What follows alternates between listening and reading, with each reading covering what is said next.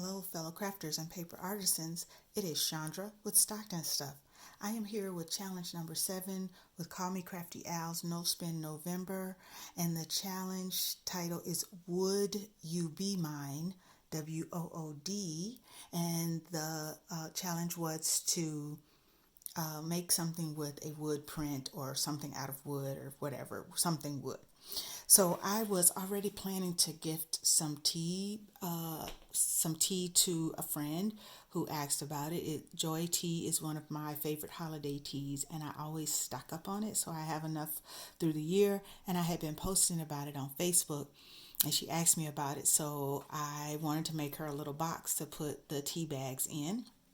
So I used a wood print. I have a pack that I think I got from In Love Arts or AliExpress, one of them, and it's two-sided. So I used this color because I thought it would look better with red. The other one is like a whitewash, and I had decided I was going to use a red box. The last couple of sheets of my 110, I need to go get some more. I never bought a pack this year.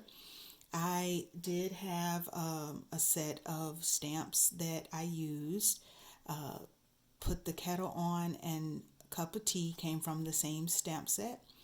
I just wrote Joy in there, and then I stamped out, this is a Sizzix die.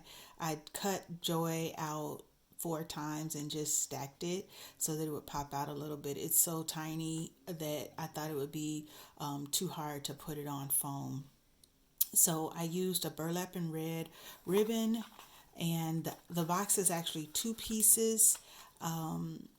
And so you make the box base, the box itself, and you just glued it to the base. It was really simple. I did follow a tutorial. Well, I got the measurements from a tutorial. I know how to put a box together.